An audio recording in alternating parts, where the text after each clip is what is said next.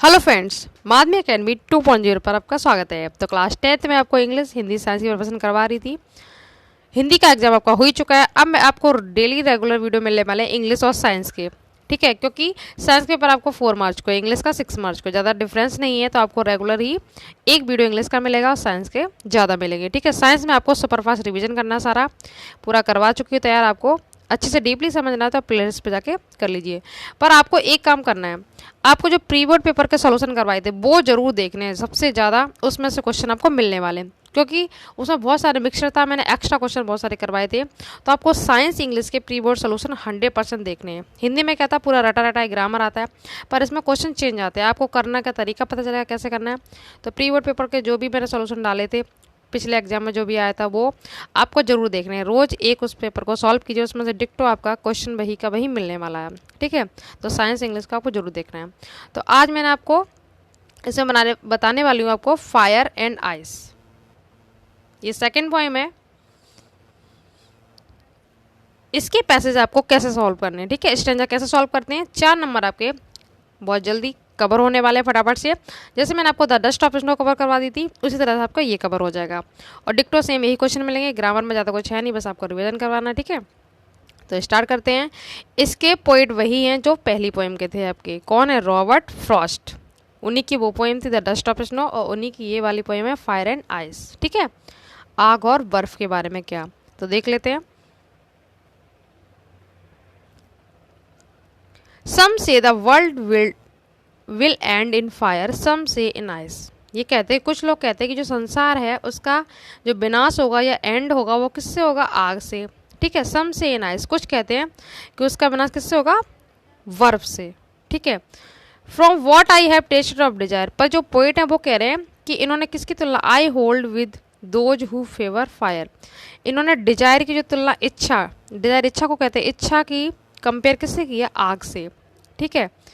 तो इन्होंने बोला है कि जो भी संसार का विनाश होगा वो फायर से होगा, यानी इच्छाओं से। जैसे जैसे इच्छाएं बढ़ती जाती हैं वैसे वैसे क्या होता है? इंसान बर्बादी की ओर जाने लगता है। ये तो आपको पता ही होगा, ठीक है। इच्छाएं बढ़ती हैं तो क्या होता है? मनी भी वेस्ट होती है। तो इसके क्वेश्चन देख लेते हैं फटाफट से। आपको सेम यही क्वेश्चन मिलेंगे। प्री बोर्ड पेपर में भी आपने देखा होगा, इसी तरह से आया था, मैंने उसमें भी आपको करवाया। तो आपको प्री बोर्ड पेपर सोल्यूशन जरूर देखने हैं इंग्लिश साइंस के। Name the poem and the poet.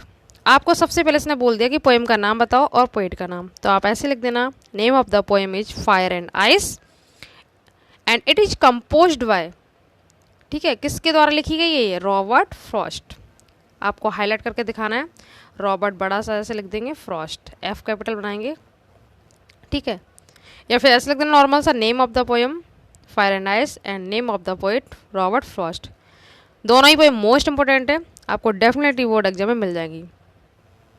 Second question है, what are the 2 different views about the end of the world. जो वर्ल्ड का एंड होगा वो उसके बारे में लोगों के आपको व्यूज बताना, मतलब लोग क्या क्या सोचते हैं। सिंपल सा आप फाइंड कर लेंगे। आप यहाँ से लिखना द 2 डिफरेंट्स। आपको पैसे कैसे सॉल्व करना है। 4 नंबर आपका देखना, वीडियो के एंड तक जरूर रहना। आपको किस तरह से यहीं पे याद होने वाले, किस तरह से आपको 4 मार्क्स मिल जाएंगे।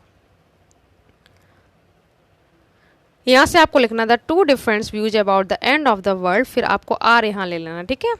आर ले लेंगे। अब यहाँ से लिख दो, सम say the world will end in fire. कुछ लोग कहते हैं क्या होता है? संसार का विनाश किससे होगा? आग से।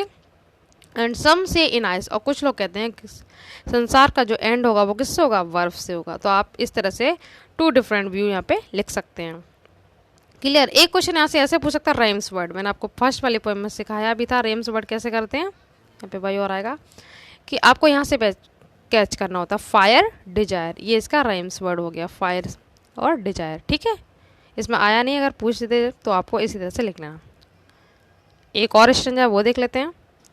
सेकंड स्टैंजा देखो, इसमें क्या कह रहे हैं Robert Frost, what if it had to perish twice. Perish का मतलब होता है, जो ये वर्ड दे रखा है ना यहाँ पे, देखो ये वाला, इसका भी मतलब क्या होता है? विनाश, ठीक है। नष्ट होना है, विनाश। इसका भी मतलब होता है विनाश या नष्ट होना, डिस्ट्रक्शन का भी, ठीक है। I think I know enough of hate. इन्होंने बोला कि इसके विनाश के लिए तो क्या नफरत ही इनफ होगी, मतलब पर्याप्त होगी। To say that for destruction ice is also great.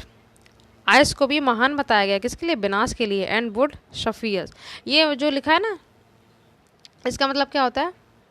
पर्याप्त। जैसे इनफ होता है हमारा,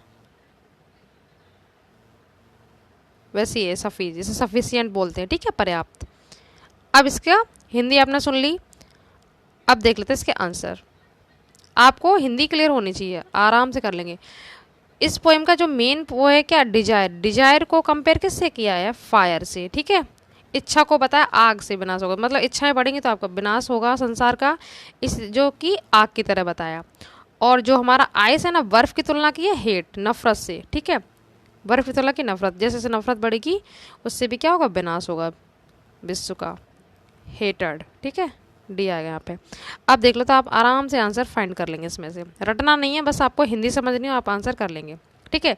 what is it stand for in first line? First line में इट को, इट के मतलब किसके लिए बोला गया, स्टैंड किया गया? तो इट आप समझ गए होंगे, it had to perish twice, मतलब इसके लिए विनाश होने के लिए इतना ही काफ़ी। किसके लिए बात की जा रही? वर्ल्ड के लिए, संसार की तो बात चल रही है यहाँ पे, संसार के विनाश के लिए इतना काफ़ी है। तो आप लिख देंगे इट स्टैंड फॉर, किसके लिए?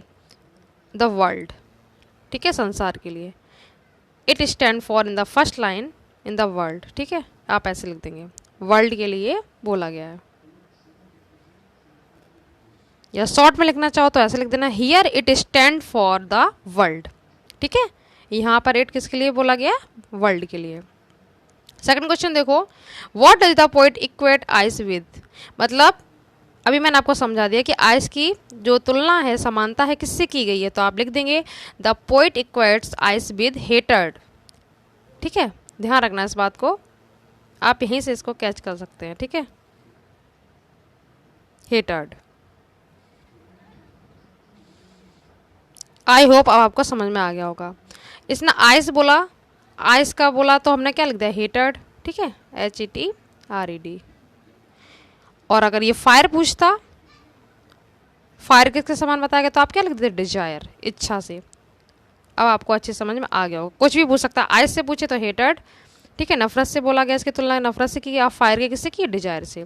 तो इस तरह से ये हमारी पोएम हो जाती कंप्लीट, इससे बाहर आपको एग्जाम में नहीं मिलेगा। तो वीडियो कैसा लगा, अपना फीडबैक जरूर दें, कमेंट करिए, और वीडियो को जितना हो सके शेयर करिए। तो मिलते हैं नेक्स्ट वीडियो में, आपको रेगुलर साइंस और इंग्लिश की वीडियो मिलने वाले हैं। तो चैनल को सब्सक्राइब जरूर कर लीजिए और बेल आइकन प्रेस कर लीजिए, आपको नोटिफिकेशन मिलते रहे टाइम पे। Thank you so much.